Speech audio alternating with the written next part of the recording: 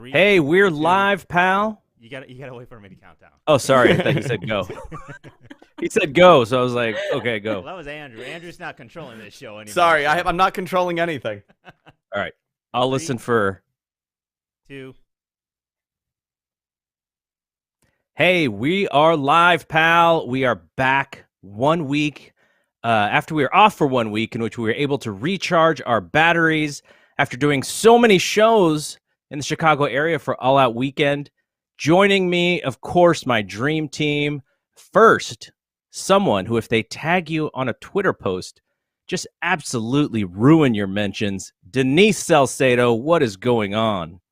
Are you mad about that I ruined your mentions? Not mad. I ruin just your couldn't Twitter? find anything. There was just too many responses. It was just like, oh, I'm just going to give up. That's my new Twitter feed, BTW. Like, I have to go out and look for things now because it's just like constantly blowing up. But I guess it's good. I don't know. I don't know if it's a good thing or a bad thing, but I'm happy to Well, be here. Well, it just means that you're a very popular human being right now. Okay, so the other person on our dream team, he's the man who took a photo with Stephanie McMahon the other night. I don't know if we have that photo. We may have it soon.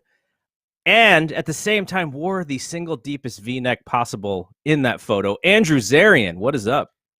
Hey, we're pals. We didn't just take a photo. I think Steph and I could call her Steph now.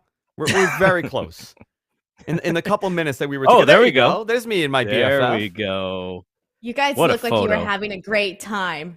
I have to tell you, we had a phenomenal. It was actually a really nice conversation we were having, and out of all the conversations we could have, and I think a lot of people saw the photo. I'm like, what the hell are you guys talking about? And I will tell you what we were talking about. I was talking about how I'm bringing my kids to their first wrestling show in December, and we were just talking, and I'm not going to say how the conversation led to it. She goes, why would you come to us? In like a conversation piece. We're like, oh, that's great. Why first time they're coming? Because we were talking about how the garden is like my backyard. And she's like, well, this is my second home. I grew up in this building. And I was like, listen, at the end of the day, right? Wrestling is wrestling, but nobody does a better product for kids than they do. Right. And if I want to introduce my kids to pro wrestling, this would be it. Is that That's a really house show or cool. is it a TV show? It's a house show, December. It's like December 26th, whatever that weekend show is during Christmas that they always run. Yeah. WWE house shows. Well, we're all not totally jealous of you, Andrew. Listen, man, you're the big star, Denise Salsa. Look at this. I have an autographed photo of Denise on my wall. I'm not even kidding. Look at this. I went to her like a total mark, and I'm like, can I get an autograph? And she's like, really? I'm like, yeah, of course. I want this freaking thing on my wall. She's going to be like the biggest star in media coverage in like a week. So might as well have this and she can remember the little people. I love that. I had to put the exclamation points, but I wasn't expecting for you to put it up in your studio, though. I'm feels framing pretty it. funny. I'm framing it. No, we're gonna have a shrine dedicated to it, Denise. I'm not even kidding. I have a little corner dedicated. We're gonna like candles. We're gonna do Santeria. It's gonna be a whole thing. I'll give you a We're piece gonna- of we're my gonna- hair. You can Yeah, tape we're it gonna onto the summon wall. Denise. That's fantastic. I love it. Let's do it. Let's do it. So we all got to kind of hang out with each other over in Chicago area for All Out Weekend. We're going to get to the WWE news. We're going to get to the AEW news. It's a super busy week, and this weekend, last week so far in wrestling. But the three of us were finally able to be in the same place at the same time. We did an in-person episode of We're Live, Pal. Brian and Dave joined us. And first, before we even talk about us hanging out, I want to first shout out the Mat Men production team and also Tony, the leader, for making everything work. Andrew, give your guys some love because they were awesome all weekend long. Dude, I am super, super blessed to have this team with me. I genuinely, I say this, I'm not even exact, like I like to joke and stuff, but the team that, we have here, John, that's producing right now, he's been our web admin, producer, editor, all around, anything back end. He's done all our graphic stuff for the last, 13 years with, all the stuff I've done with GFQ and the tech stuff. So John came on this trip to Chicago. Also, Matt came, MG Geek in the chat. He's also one of our producers. He does all our show notes and everything. And Jonathan was doing all the live tweeting from LA. So we had it's actually really cool to see this like team assembled to be able to get so much information out. And I think people don't realize how much work goes into this. So these guys, I can't even put into words how grateful I am that they're here and they're around us and they're able to just geniuses at this. So very, very proud. I mean, John is producing the show right now from Michigan. So it's the technology that goes into it. The fact that you're in San Jose, Denise is in Los Angeles, I'm in New York, and he's in Michigan. And we're able to do this live and stream it. It's actually very, it's 13 years doing this, 12 years doing this. I sometimes can't believe that we're able to produce live television and live radio so easily now. And it's a great, and that speaks highly of my team. It's all those guys. I just come here and look pretty at this point. I don't do anything. I just show up, and the next thing I know, the shows are all posted. So it's amazing. And whoever's doing your IG is doing a great job because your IG is popping right now for the. That's the Batman Jonathan. IG. Yeah, Jonathan. Yeah, Jonathan does. Jonathan Riss. That's what he does for a living. He's a social media guy. So he's a graphics guy, social media guy. So he does unbelievable work. Denise, how was meeting everybody? Andrew didn't scare you away. No, I will say this though. I feel like Andrew is the most social person I have ever met. Just very easy to talk to just about anybody. I was actually telling my fiance this because I told him, I was like, Andrew is a social butterfly. That was like the one thing that I got from you, like instantly. You were just like, oh, hey, this person, meet that person. Oh, meet that person. And I'm like, oh, so overwhelmed. So many people here to meet. But you made it very easy, I think, to kind of get to know everybody. And then Garrett. So I was actually making fun of you because that day that we were all at Chili's, Andrew was there, Dave was there. I mean, like everybody was there, right? And so Sean I went up to Ross Sapp Dave. was there. Yeah. Yeah, I went up to Dave and I was like, hey, I thought Garrett was with you. Where is Garrett? And Dave was all like, oh, he's taking a nap. And I was like, what? He just got here and he's already taking a nap. So I just couldn't stop like laughing about that we were all out there at Chili's and Garrett was napping. I wasn't actually napping. What happened is we came in. So Dave, we talked about this on that podcast, the flight issues and everything. So Dave and I ended up on the same flight. We had a person who was going to pick us up, but it was on the idea that our flights came in at different times. So because our flight came in at the same time, he didn't actually have enough room in his car. So then I had to get the Uber and get there. And then by then I was just like, we have stuff to do, and I just kind of wanted to like get my room settled and everything. I just didn't want to rush over. But yeah, I didn't actually take a nap. I wish I could have taken a nap though on the next day because everyone's watching New Japan in my room and wouldn't leave, and I'm like trying to get ready to do stuff. But that's a different story. But so it's funny that you said that about Andrew. Like I just assumed that's who Andrew was just in this conversation that we have, and plus what he does, in his normal day-to-day life. But I think the most fun I had in a whole weekend of having a blast was doing that show with you two. That was so much fun. We were able to bring Brian and Dave in very seamlessly. Like doing 5 people like on a panel is kind of hard, but everybody just like hit their spots, like hit all the things you wanted to talk about. Like that was a blast. It was liked cool it because too. it's all personalities, right? Like Denise is a personality, you're a personality, Dave obviously, Brian for sure, me. It's a lot of personality, but it clicked so well. And normally, like I've done these panels with like 5-6 people, and I dread it.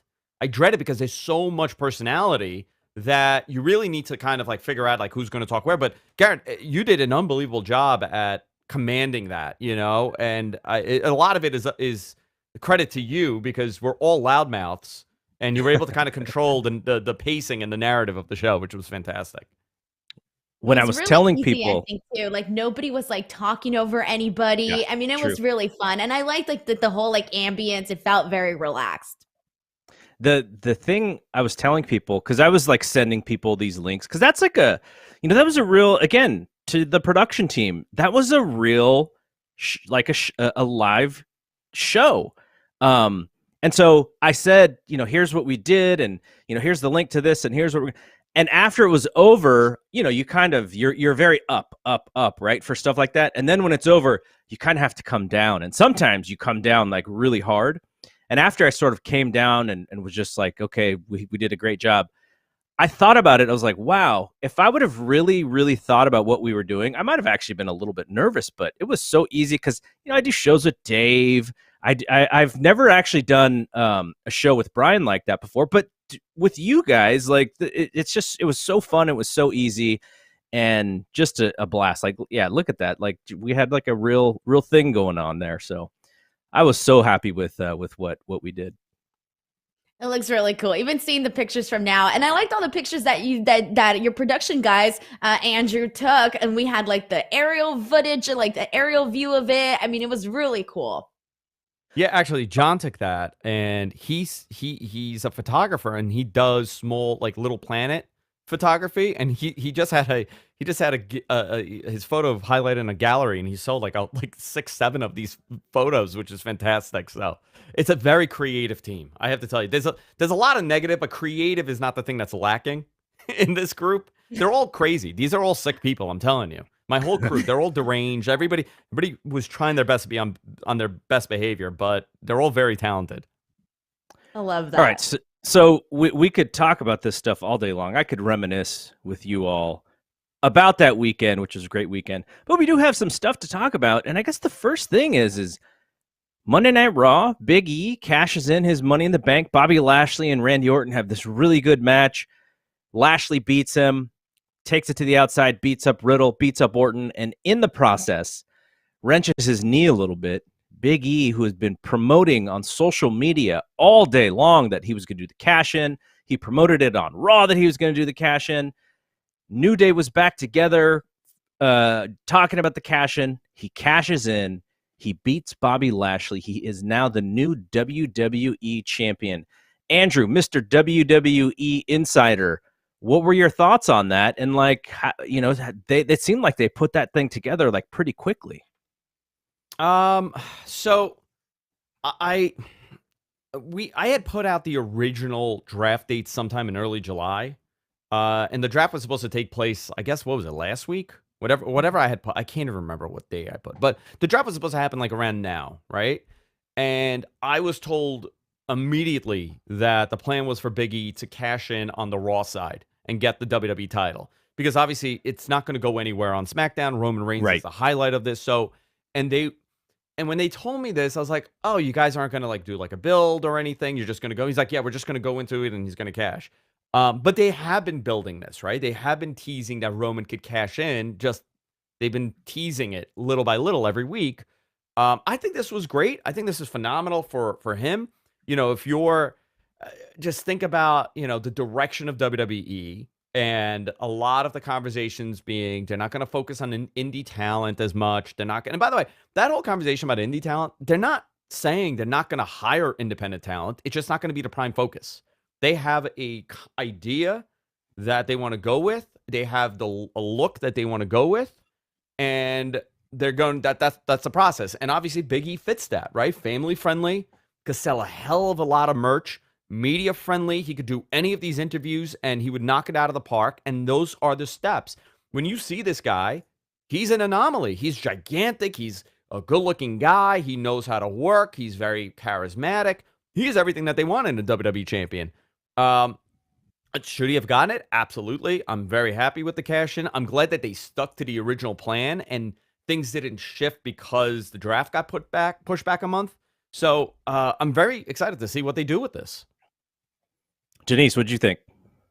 So the second I saw that tweet that he said he was going to do the cash in, I thought, okay, well, now he definitely has to do it. Like, they can't have him like say it and then not do it, because then it would just make him look bad. But there was a certain portion of the show, like probably towards the end, when I started to think, oh my God, what if they don't have him? Like, what if they have him cash in, but they have him lose? Because I just had a bad feeling, especially because they went to commercial, and I was like, why would they go to commercial when he just cashed in his this Money in the Bank briefcase, and then you go to commercial. Like, that completely threw me off.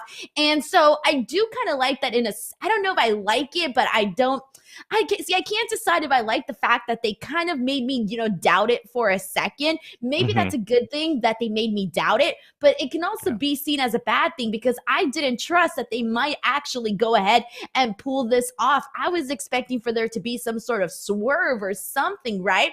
So I'm glad that there wasn't. I'm glad that they actually gave Bobby Lashley some sort of offense during this match. Obviously, it was a very quick victory for Big E, but they also, told the story really well, I would say, because I like the fact that Bobby Lashley was, selling the knee, and you see Big E attack the knee right away. So you see that. I liked all of that. I do think that it did come out of nowhere. It felt like it came out of nowhere, and I would have liked them to have planted some seeds earlier on when they were doing the whole Bobby Lashley thing with Kofi Kingston and Xavier Woods and all of that. I think they could have planted the seeds there. I did kind of feel like it came abruptly, but we all know part of the reason is that no matter what, a cash-in is going to get, people's eyeballs to tune in, to the show. And given that, Monday Night Football was on Monday, obviously you're going to want to make sure people are going in to watch your show. So in that sense, like, I get why they did it there. It did feel abrupt to me, but I'm glad that they did it because the fans wanted it. Could the story have been told a little bit better? Yes, but I'm glad that it happened overall. I do have the rating from yesterday, so hang on a bit and we'll talk about that. But Andrew, when it came to like what Denise is talking about, the abruptness and the no really seeds laid out for it, did you sense that the reasoning for this moment was, did they just realize like, hey, Monday Night Football's here, like we got to put up something good? Or how much of this was related to to AEW also doing the Dynamite rating and actually beating them in the 18-49 last week? By the way, did you see our ratings for last night? I was just about to bring it up after this. Yeah, it is a yikes. Yeah, I'll save it, but that's a yikes. That's not a good thing. I mean, listen, football's happening, but yes, if you're creating content, we'll talk about it. If you're creating good content, people are going to watch it. But I'm going to say this, and I think a lot of people are not going to necessarily go with my opinion or believe me, but the only reason why I believe this way is because I was told this, God, when Big E won the Money in the Bank, that this was the plan. Right. I don't think this was a knee-jerk reaction to the AEW rating to have him cash in on Monday. However, this is a reaction, and you will start seeing more of this, and that has more to do with the networks wanting to be treated equally. So you can't, or you can. I don't think NBCU would be thrilled with, you had Brock Lesnar at that Garden show. By the way, MSG, big Friday rating, right? It was a big show. And I was there. Fantastic great show. Very good show. I have to tell you, the opening segment was great. The ending was great with Balor. People didn't expect, the demon to show up. And you also got that pay-per-view level match with Edge and Rollins. So I think it had more to do with the fact that show was so stacked, and the conversation around that show was so big that they have to do something big on this show as well. And they're going up against Monday Night Football, and they know that the viewership is going to kind of be pulled under them. So what way do you make sure that doesn't happen the following week on Raw? By doing something really big at the end and having people tune in on Monday the following week. Now, will that happen? I don't know. I'm definitely going to tune in to hear his celebratory, speech or whatever it is. But I don't believe that the rating for AEW played a part in this. I'm sure it's sitting in the back of their minds, but they didn't decide out of last minute, like, oh yeah, we got to put the title on Big E. This was planned, and there's a lot of I don't want to give away too much. Again, I'm going to get yelled at, right? I get the text message every time I talk. I would be dumbfounded based on what I was told if this is a quick one and done thing for Big E. It's not a transitionary thing right now. Okay, so let's actually talk about this rating. The rating in the 18 to 49 demographic was a 0.43. So for Raw, you have to go all the way back to second week of July, the last time they were down to a 0.43. 1,670,000 viewers on average. So that is also the lowest from that same time frame. And I don't want to dig it. This is not the show where we break down the ratings and all that. Like, there are other shows on this network that are going to do that. The one thing I want to say about the question that I asked you was, if you are Monday Night Raw, there is probably a good chance that you are going to lose 10% of your audience because of Monday Night Football. I think historically it's been between, 5 and 7 and 7 and 10%, something like that. Yeah. And so if you're like, okay, well, what did we do last week? Well, we did a 0.52 and a 100 or 1.85 million on average. So if you look at that and go, okay, now what's 7 to 10% of that? You actually get, maybe even a little bit more of the rating here. And the reason why I wanted to bring up the AEW thing is because if the WWE was, if Raw was going to do consistently a 0.52, I think AEW was not going to get there again, probably. Who knows? But what AEW was it? did What a point did they hit last week? 0.53. So they beat it by Okay. get 1/100th or whatever the point was. And so, but if Raw sits at a 0.43, there's a good chance that Dynamite beats it, every other week or so, because the 10-week average for Dynamite is a 0.40. So that shows you that on their really good weeks, they're going to get above that, and on their just okay weeks, they'll probably sit below that. That's why it makes a little bit that's why if I'm Raw, I'm a little bit more worried, because they're going to have a TV deal upcoming, and it's going to be like, oh, we want to get more money on this TV deal, and I think that they will. But if the broadcast networks and the cable networks are paying attention, they're like, you guys are doing the same in the 18 to 49 as this other company that is way cheaper. So that is just why I think it should be on their radar, because that's the game, right? That is the current wrestling game in TV today, is that very guaranteed TV money. So that's why I wanted to bring that Let me up. add this, Garrett. Yeah, Go for I'll it. add this to it. This is not great ratings, right? Especially if you knew that there was a cash-in happening and a world title match to end your show. It's not I'm actually surprised by this, but I was surprised too. Really surprised. I didn't think it would drop this much or it would be this number. But with that said, you had a really big Monday Night Football game, right? You had Opening week.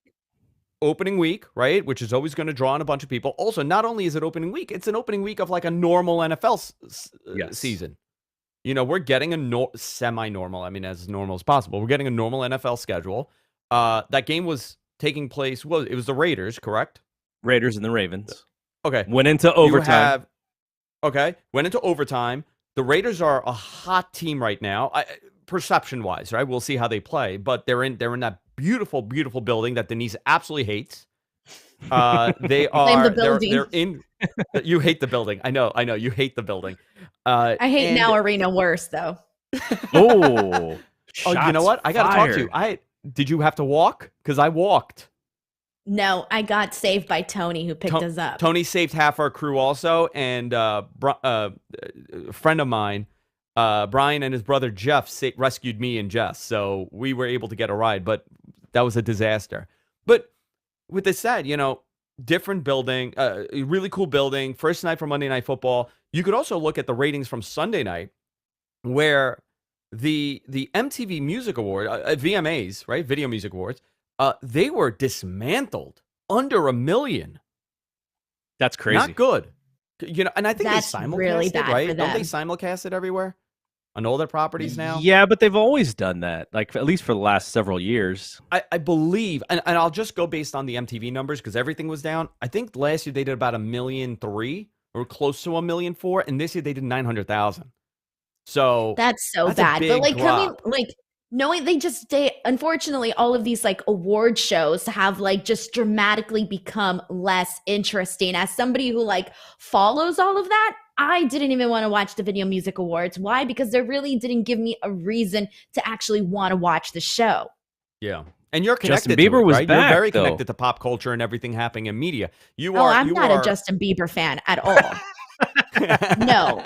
Like, I don't even trust myself to have like 2 minutes where I just get to talk about Justin Bieber. I don't like the guy. Well, but to kind of what Andrew was saying, I was looking at those acts and I was like, yeah, like that's kind of a who's who in who's popular today. But fame in the music industry isn't what it was. Like, I think you have like Taylor Swift, which will make that's where Denise is. That's her lane right there. Like Taylor Swift is very famous, but even compared to her fame from 10 years ago, it's just a different story these days with how celebrity works. So yeah, like I'm actually. Isn't that fascinating that these are Taylor Swift and the Kardashians and Doja Cat. These are bigger names than anything that pro wrestling could put out. These are mega mainstream popular superstars, and they're only able to do 900,000 views Taylor Swift on wasn't MTV. on the show. Taylor Swift wasn't on the show. I'm so sorry. She wasn't on the show. Denise. I'll tell you, every time Taylor is on a show, there's always an increase in ratings. Because that's the thing, though.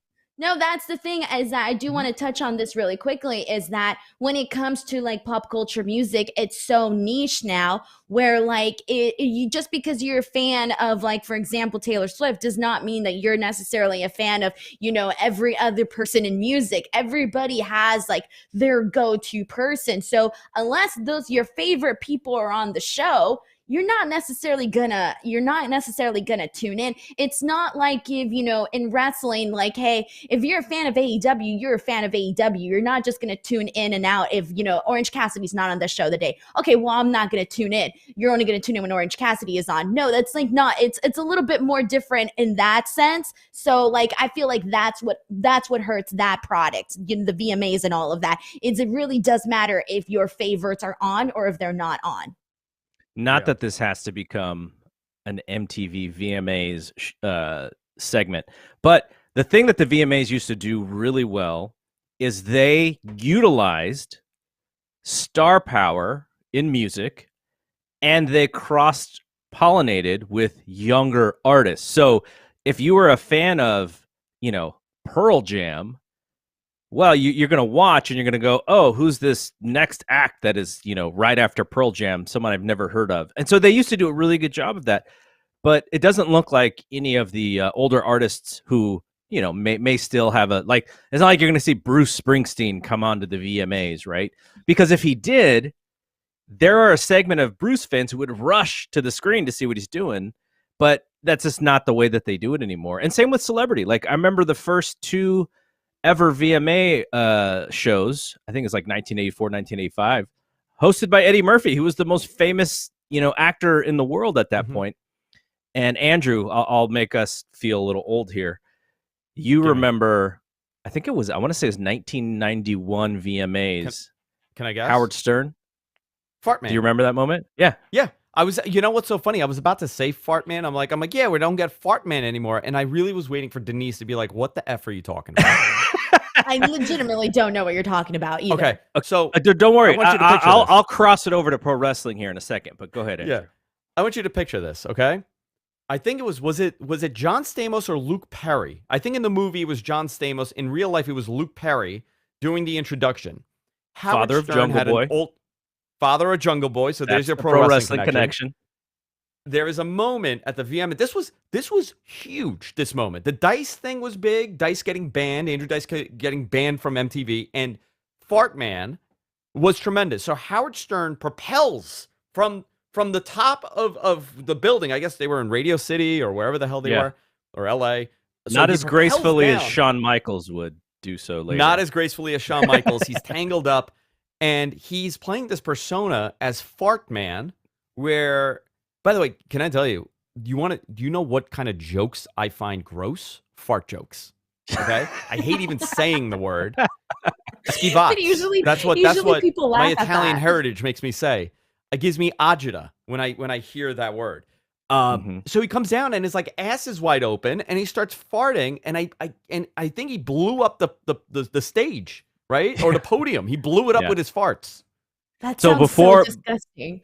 It's Before 1990s he was humor. before he did his actual movie, Private Parts, the idea was they were going to do a Fart Man movie. So that's why the character was out there. Thankfully, they didn't do a Fart Man movie. Oh, thank God. Okay, let's get back What on year topic was here. this? Sorry. What year was this? Had to be 91, I think. Yeah. Oh, thank That'd be God I 91. wasn't born yet. Hold on. Fart Man was 1992. Howard Stern as Fart Okay. Man. 92. Okay, I was probably born already. I don't know what month this was in, so it depends. Summer. It had to be summer or Okay, you know, so I was like August. 2 months old, 3 months old then. Okay. You're lucky. So I'm what- glad I what- missed out. What a time to come into this world. When Okay. Fart Man was a thing. Okay, so we'll go off of Raw. I'm sure there's going to be a much bigger story about this, especially as we have Dynamite coming on Wednesday. But there's a bunch of other topics I want to get to. You know, we'll still keep our normal time, but let's slide over to Dynamite, because on Dynamite we saw Adam Cole, Bryan Danielson debut on TV. And like I said, they beat Raw in the demo, thanks to interest coming from All Out, which was the show that we all went to, and I think we all really enjoyed. I'm not going to speak for you guys. It was my favorite live wrestling pay-per-view that I've ever been to, and I've been to a ton, WrestleMania is included. So, Denise, we'll start with you. There seems to be a lot of momentum with AEW Dynamite right now. Adam Cole, Bryan Danielson, you know, Kenny Omega and Danielson possibly, you know, having a match soon. They have TV in Newark this week, and then TV next week at Arthur Ashe Stadium. So that Arthur Ashe Stadium, you know, they may get 19,000 people in there. So there seems to be a lot of momentum. How are you feeling about AEW coming out of All Out and then after Dynamite? So I tell you that anybody who doesn't think that AEW has some sort of momentum right now is probably just lying to themselves, because even if you're not a fan of the company, you can still tell that with all of these surprises and just everything that they had happening on that show. I mean, it was just like the last couple of minutes of AEW All Out felt like it was just one thing after another, but the feeling that it left you with after the show was like this feeling of, oh my God, anything can happen. It kind of opened up that door of possibilities. And even like afterwards, and like seeing being there for the media scrums and listening to, you know, Adam Cole and Bryan Danielson and Ruby Soho and CM Punk and all of these people that I didn't think that, hey, 2021, September 2021, I would be, you know, right there as they're talking to the media. Like, come on, like CM Punk, like that's somebody that we didn't even think that we would be seeing back in wrestling. So just like seeing all of those, you know, big names follow through and be there too, you couldn't help but to feel like, hey, something is happening here and you need to really pay attention to that. And even afterwards, like when I uploaded those videos to YouTube, like they got massive numbers. The amount of comments of people wanting to talk about this, especially with Bryan Danielson, he was the one that, like, the video was the most popular, the most comments that I had from anybody. People were just wanted to talk about it. And I also want to touch on the fact that, like, shortly after we had that video from Mick Foley, where in about 1 minute and 14 seconds, he said so much that I thought really impacted a lot of what we've been talking about ourselves as fans. You know, he talked about creative. He talked about, you know, him not necessarily, he doesn't know if he would have trusted WWE with his character the way that he did back then, if he would now. And really, in that short amount of time, he got so much in there that he said. But I just kind of want to touch on the fact that if you have somebody like Mick Foley, who is this legend, who is this, you know, big important person in wrestling and wrestling history, coming out and saying that directly after this pay-per-view, if that doesn't tell you that there is momentum, I don't know what will. But yeah, I would definitely say that there's the momentum and you can't help but to be excited about what they're doing and about the possibilities. Yeah, no, I think it's a great point. I think, you know, Mick probably raised some eyebrows for WWE fans who may not really super be into AEW right now, but you have a WWE guy and they're like, wow, that's my guy. I might have to listen to this guy. I might have to check this thing out. I do wonder if there were any people who gave it a shot because of Mick. But Andrew, we were all at that show. You know, I saw you and your wife and Rich and everybody having such a great time. But, you know, you're there, you're live. You had just seen SummerSlam. You were at Madison Square Garden for SmackDown, which we'll talk about in a second. So you've seen tons of giant, great, fantastic wrestling shows. What did you feel about AEW's momentum coming out of that show? Okay, so I'm always very careful on the words I use when I describe my personal emotion with a show, right? Because the second I do that, then I'm a shill for a company. No matter insert company name, doesn't matter, right? Yeah. So I absolutely love the show, right? And I would say that before this one, probably my favorite show that I was at was probably, I mean, one of the Brooklyn SummerSlams are always good, like the NXTs, the takeovers in Brooklyn, those were always good. But One Night Stand 05 and 06 really was special to me because it was ECW and coming back, and I was such a big fan of ECW. Were you at that show? I was, yeah. Wow, and I was at the what a CM show Punk to be at. debut. I was at the CM Punk debut at the Hammerstein a couple of weeks after Wow. in 06. So for me, it was cool to be in that venue, right? And the people that you're with will always heighten or lower the experience. This crew that we were all with was just so into it. They were loving it. But there was one person that gauged my opinion on how good the show was. And that was my wife. Jess is not a wrestling fan. Casual She's of been to- casuals.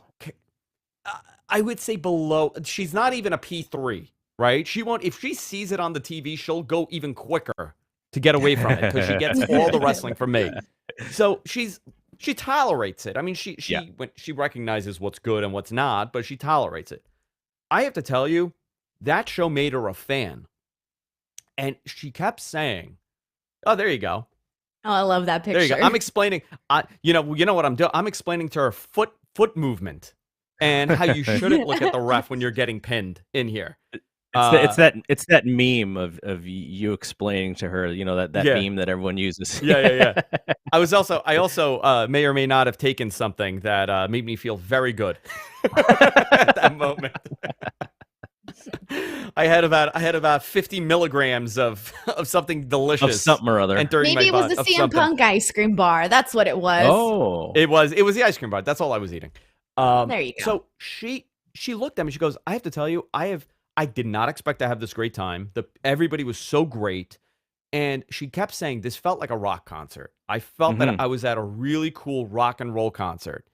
And when we go to a WWE show, she says, "I feel like I'm at Broadway," right? And this has been the explanation that I've been breaking down to people, where it's not that one is, listen, one could be better than the other one in many, many ways, right? But it's a different environment. It's a different experience. But the fact that Jess, not really a pro wrestling fan, had like this connection with the show where she was invested in the people in the match and the story. She absolutely fell in love with the Lucha Brothers. You know, like the fact that those guys won the title and in that cage, she absolutely loved all of it. That to me shows that it was a fantastic show. Yeah. Take my opinion out of it because I would have loved it anyway because I like good wrestling. But for someone that doesn't really care as much about wrestling to enjoy it to that level, I mean, I would say that this is probably one of the best shows I've been to. I mean, how could it not be? It was a fantastic show, top to bottom. Are there flaws? Of course. Is this going to be the best show I've ever seen? Probably not. I'll probably see more shows in my lifetime that are better than this. But for what it was, fantastic.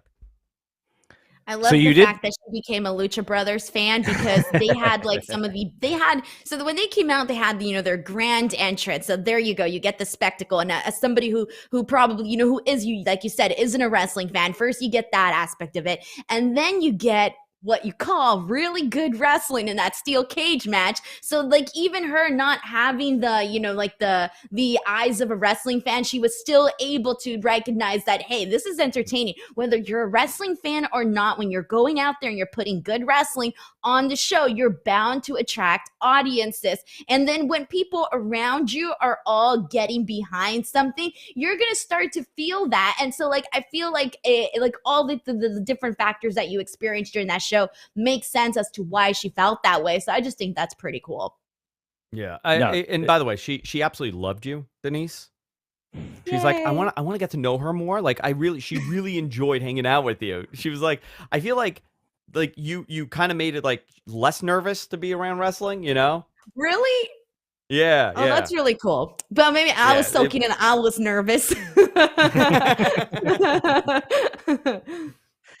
All right, so Andrew, you went to another really good show, which was last Friday's SmackDown.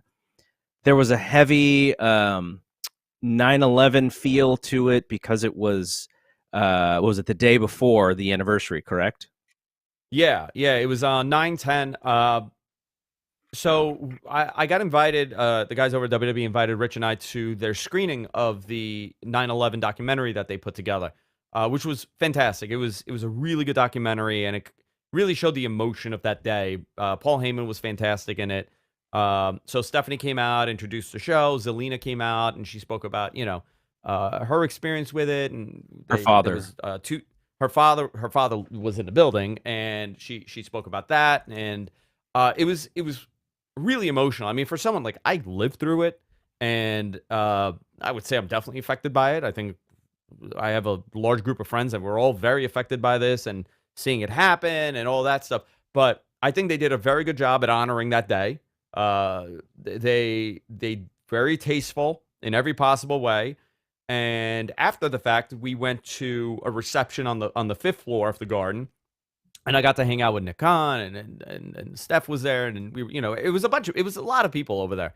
But the show was fantastic. Being in the Garden on that day, the show started off, people were chanting USA immediately, which is always, it kind of livens you up, and you kind of remember, what that day was and how you felt. You had this sense of unity and pride with each other. And I always joke about, I want to go back to 9/12 being in New York. And it was the eeriest thing. Not one person was giving anybody the finger or honking their horn. Nobody. That's Everybody was incredible. just so polite. I want to go back to that world. I want to go back to Yeah. how people were with each other. I think we need to remember that sometimes. But the show was excellent. It's a sad thing to commemorate at a wrestling show, but WWE did a fantastic job at kind of bringing you back out of there and highlighting, Roman Reigns and Brock Lesnar and the whole Paul Heyman thing. I very much enjoyed the show. 2 hours went by like in 15 minutes. It was one of their best SmackDowns in a really long time. That intro with Roman and Brock Lesnar was really good. Even the way that they brought in Trey was awesome. I really thought that this was probably their best SmackDown since the one when they returned with audience for the first time post-COVID. The Back on the Road episode, I think that those are probably the two best episodes that we've gotten of SmackDown in a while. Yeah, let's actually talk about that. I was at the 9/13/2001 SmackDown in Houston because I was on a business trip. I've told this story on Wrestling Observer Radio, so I won't retell it here. But I wasn't in New York, but I was on the road. And when you're away from people, and because I couldn't get back for like a whole week, but like that is a very visceral memory for me too. And that 9/13 Houston show, very memorable, even though I don't remember anything about the matches. I remember the feeling and the crowd and some of the stuff after. But yeah, so let's actually talk about the show. Andrew, so Brock Lesnar comes out. He and Roman Reigns go face to face. There's this angle with Paul Heyman. Did Paul Heyman not tell Roman that Brock was going to be at SummerSlam? This is the twosome as far as babyface Brock and heel Roman that I have been calling for a long time. I've been wanting to see this. Brock Lesnar always comes back as the heel, bad guy, badass. He's great at it. But I wanted to see him come back as a face, and I wanted to have Paul Heyman in the middle. That's what we were getting, so I'm so happy to see it. And I thought, because my worry is that you have this great opportunity, let's not screw it up. And they hit it out of the ballpark. That opening segment was so great. Brock, Roman, Paul Heyman, the Usos, everything was perfect. What did you think about that, and how did the live crowd react to that whole scenario? So it's really funny because all I got when that was happening, I started getting tweets from people saying like, "Oh, they're piping in. They're piping in. They're piping in cheers for Lesnar." I got to tell you, that building erupted when you heard that bizarre sound effect, the dinosaur screaming. That's what I call it. When he comes out, people just jumped out of their seats. I mean, same thing with Roman. Everybody was up, standing up when Roman was out there. When Les's music hit, I mean, the crowd was into it. So I don't believe that there was anything piped in, especially for that moment. But very cool to see a babyface Brock Lesnar is not something that we really got to see too much of in his career. So it's different, and I think it's working. At least for me. I mean, I'm into this. Denise, you've seen Brock come back so many different times playing the same exact character. How do you think he's doing in this version so far? See, I'm a Brock Lesnar fan. I'm a Brock Lesnar girl. So no matter what, like, he's somebody that I'm always going to completely mark out for. And I was like, when he came back at SummerSlam, like, I had a feeling too, like, that he was going to be back. But, you know, obviously it wasn't for sure. I didn't really know for sure. And I just kept thinking, like, I remember I had to go to the bathroom during that main event. And I was like, I don't want to go because what if Brock Lesnar comes out? And my fiance was sitting next to me and he's like, he's not going to come out. He's like, just go to the bathroom. So I was like, okay, good. So I left to the bathroom. I came back, whatever. And thankfully I didn't miss when Brock Lesnar came out because I would have been so freaking pissed.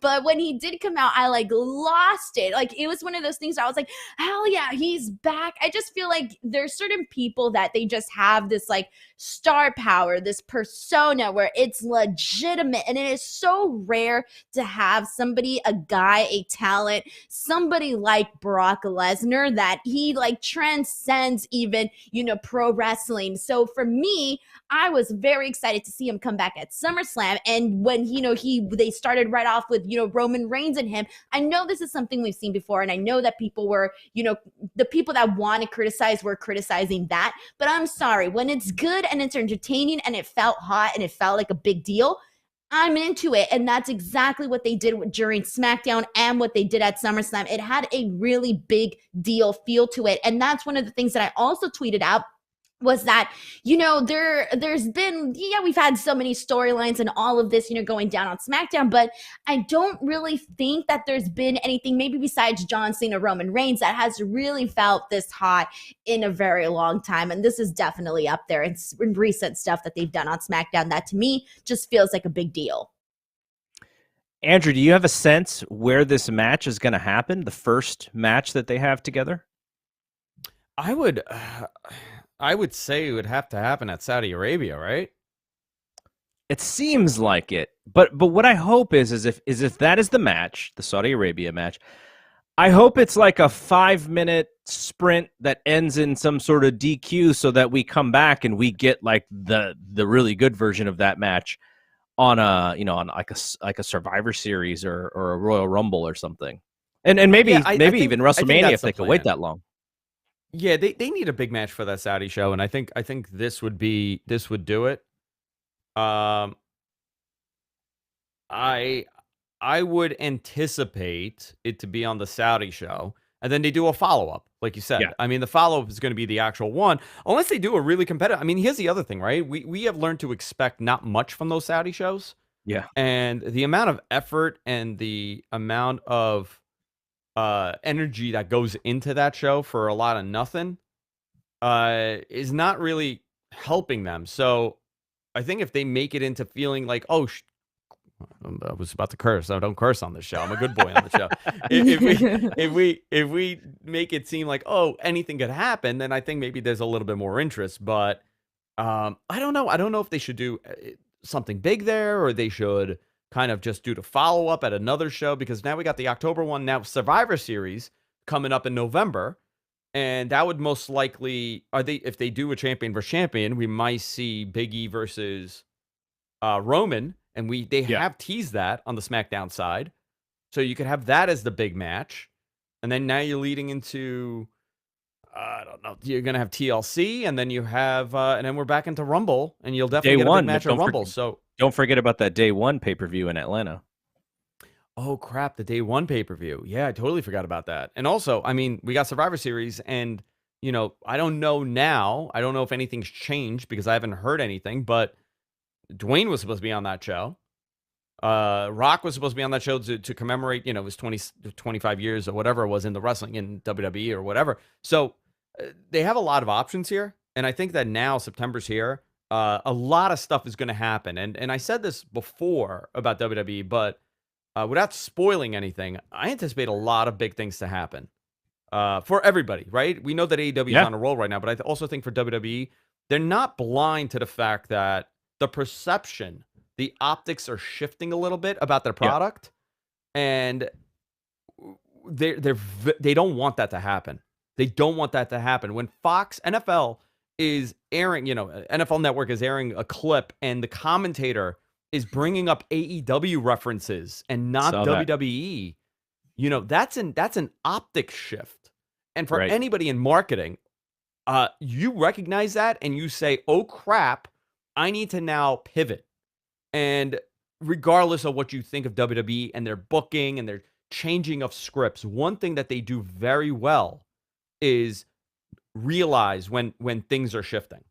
They may not act on it, but they know. They're not, I mean, there's so many metrics that they use to determine everything in that company.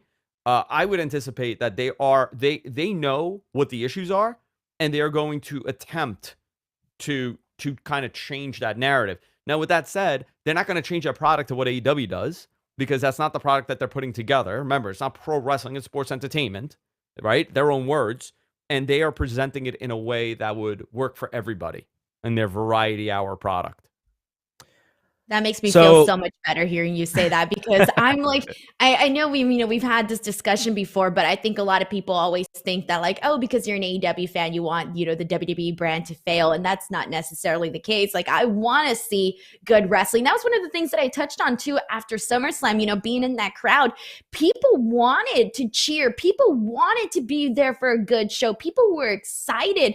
And so like, it is good to hear that at least they're aware. Now it's just like, okay, let's keep seeing these changes happening, and them actually doing something like that the fans want by having Big E become champion. I mean, that's a good sign. But yeah, I know obviously it still depends on what you see on the weekly television. Speaking of changes, before we get to our last segment, which is our performer of the week, NXT 2.0 is here tonight in a few hours. Andrew, what have you heard? NXT 2.0, what can we expect? New set, big show, new champion. I don't know if you saw this, but Pete Dunne has re-signed for 3 years. Okay. Great work by our friend Sean Ross Sapp. Sean broke the story. So fantastic, for him.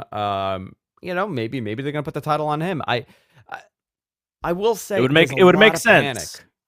There's a ton of panic about NXT. I would say that we should give it a couple of weeks. Let's give it a couple of weeks before we start, hitting the "oh crap" button over and over and over again. So Samoa Joe had to relinquish his title. WWE saying some sort of injury, I guess, is the reason. So this four-way match that they were setting up for the number one contender title, the number one contendership, is now the title match. What you said about Pete Dunne makes a lot of sense to me. I don't like the four-way because to me it says, if you have a number one contender, you got a number one contender. If you have four number one contenders, you have no number one contender to me. So I don't like it when they do this. I'm sure the match will be great. I think it'll be a pretty cool moment. I do hope that because of this 2.0 thing that they've been pushing, that there are extra eyeballs on it tonight, because generally, show in and show out, NXT is a very fun wrestling show. So I don't like to see them do, really low viewership like they did last week. So I'm looking forward to it. I want to see the design. I want to see the differences. But more importantly to me, it's kind of what Denise said about SummerSlam. I want to see the excitement. I don't get a sense, and maybe it's because it seems like it's the same fans every week. I don't get the sense that it's a hot show to that live crowd. So I hope they can do something to boost that feeling, because you watch Dynamite And Dynamite feels like it's a lot of fun. Like everyone looks like they're having a blast. And you watch NXT and it looks like a repeat of last week. And I think the show and the wrestlers, they're too good for that to happen. So WWE's great at presentation. Let's fix this presentation because NXT is a good product. What do you think, Denise? NXT has a lot of really good stuff on that show. As somebody who covers the show each and every single week on this network, which by the way, I will be on immediately after NXT to talk about this NXT 2.0. I'm very excited for NXT tonight because I actually don't even recall the last time I was this excited for an episode of NXT. Maybe when they got moved, that was pretty fun. But this tonight, I'm excited because I know we're gonna get a new champion, and I'm wondering to myself, are they gonna go the route that I want them to go, or are they going to go the route that I think they're going to go? So that's going to be interesting within itself. We got the Index wedding on top of that, which I know is going to be goofy, but you know what? Whatever. That's going to be something to talk about. At least we have the new brand, the new design, the new branding for NXT. That's going to be different. That's going to be an adjustment because I'm so used to this very, very edgy NXT. So I am curious as to how the presentation is going to feel and how it's going to reflect the stories and the in-ring wrestling that we are seeing and overall the format and flow of the show. So there's going to be a lot of different facets to look at here tonight. So cheap plug, join me after NXT here tonight to talk about the show. Yes. You will have the first words on this website about that show. Okay, so let's talk about our performer of the week. Who wants to go first? Because I feel like sometimes when I call on you, you're like, oh, let the other person go first. So I'll just say who wants to go first, and we'll just go that way. I gotta give it to Big E. I mean, come on. Look at how much love he got last night from everybody that was just so happy for him. I don't recall people always being happy for somebody. They were definitely happy for Big E. It was nice. Man, it was a big moment. I just feel like I can't pick anybody else. So I would go with Big E. Andrew? I muted myself here because there's a whole commotion happening outside of my door. Oh, no. I'm going to go with Andrade.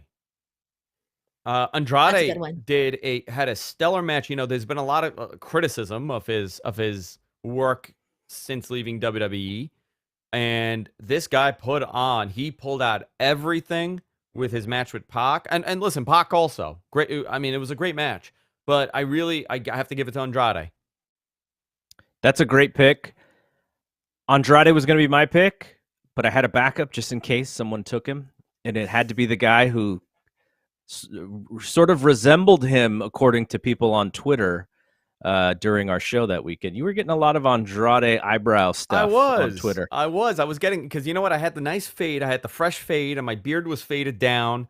And I was wearing my fancy ass loafers. So I think that's what did it. All right, I'm going to pick Seth Rollins. We mentioned that match with Edge. It was a really good match. As good of a babyface as Edge is, I thought Seth sold his rear end off for Edge. Everything looked good. The timing was great. Seth is, I think sometimes because of his social media persona as well as his character, which doesn't always match up with how you see someone like Seth. But I mean, really, he's a WWE, I'll use Andrew's terminology, sports entertainer to the fullest. Like, he gets it. I think some of us go like, oh, I wish he would just dial it down a little bit and just have great matches. And that he could do that if that was his job, but this is his job. But I thought that Seth Rollins performance was like, okay, this is why he's one of the best guys in wrestling today. I really love that performance. Yeah, it was really watching it live was stellar match live. I mean, really, those guys are so perfect. Really.